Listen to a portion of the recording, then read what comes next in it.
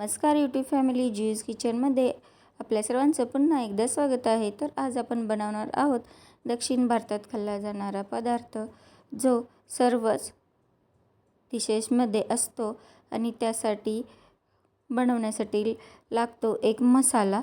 तर तो मसाला आपण या ठिकाणी बनवत आहोत. त्याच्यासाठी आपण 1 चमचा मेथी दाणा, 4 चमचे धण्याचे दाणे, इथे मी छोटा आपण हळद पावडर टाकतो तो चमचा वापरलेला आहे, 2 चमचे देशी मोहरीचे दाणे आणि ते 3 चमचा आपला साधे जिरे घ्यायचे आहेत. आणि हे सर्व जिन्नस आपल्याला व्यवस्थित मंद आचेवर भाजून घ्यायचं आहे. याच्यामध्ये तेल घालायचं नाही, फक्त आपल्याला कोरडं भाजून घ्यायचं आहे, थोडासा सुवास सुटेपर्यंत, म्हणजे जेणेकरून ही पावडर आपण बनवू तेव्हा ह्याला कीड लागणार नाही आणि हे टिकून राहील. तर हे व्यवस्थित मंद आचेवर आपल्याला भाजून घ्यायचं आहे. बघा, सर्व इथे तडतडायला सुरुवात झालेली आहे, जसे धने, जिरे, मोहरी आणि मेथीचे दाणे. तर बघा, व्यवस्थित इथे तडतडले आहे. तर आपण इथे 15 ते 20 कढीपत्त्याची पाने घालून व्यवस्थित त्याच्यातलं पाणी जाईपर्यंत भाजून घेणार आहोत. हे सगळं आपल्याला कोरडंच भाजायचं आहे. आणि या ठिकाणी आपलं भाजून झालेलं आहे आणि एका ताटामध्ये आपण याला थंड करत ठेवून देऊया. हे सर्व व्यवस्थित या ताटामध्ये काढून घेऊया.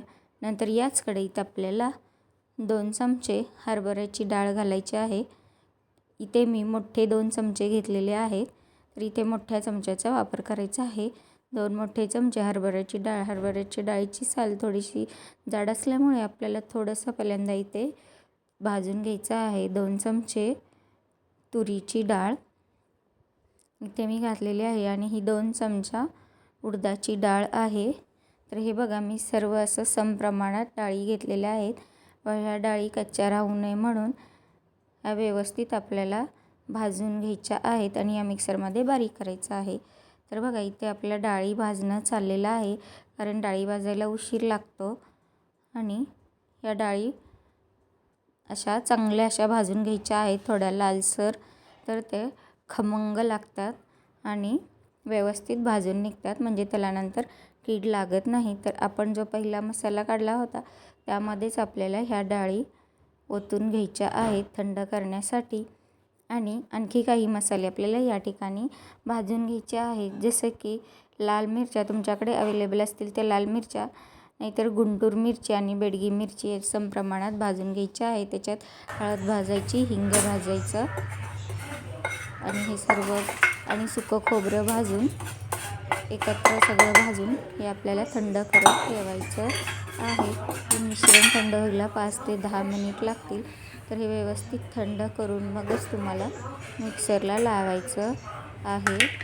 तर बघा, या ठिकाणी आपण इथे याची पावडर बनवणार आहोत आणि यापासून आपल्याला सांबर बनवायचं आहे. तर आज आपण सांबर मसाला बनवलेला आहे. तर इथे तुम्ही थोडेसे कच्चे 1 चमचा जिरे आणि 1 चमचा धने घालून घ्यायचे आहे आणि हा मसाला व्यवस्थित बारीक मिक्सरला करून घ्यायचा आहे, एकदम पावडरसारखा. तुम्हाला थोडंसं ओबड-धोबड हवा असेल तर तुम्ही तसाही ठेवू शकता, आणि तुम्हाला एकदम बारीक पावडर हवी असेल तर तुम्ही एकदम बारीक पावडर करून घेऊ शकता. फक्त 2-3 वेळा चाळणीने चाळून आणि जो भरड राहते ती व्यवस्थित मिक्सरला लावून व्यवस्थित बारीक करून तुम्हाला ही पावडर बनवून घ्यायची आहे. ही पावडर आरामात 2 ते 3 महिने राहते. तर हे बघा, आपण सर्व मिक्सरला हे टाकून याची अशी मस्त पावडर बनवून घेतलेली आहे. हा मसाला तुम्ही बंद डब्यामध्ये जो कोरडा असेल आतून त्याच्यामध्ये हा ओतून ठेवायचा आहे आणि हवा बंद करून तुमचे 2 ते 3 महिने टिकणार आहे.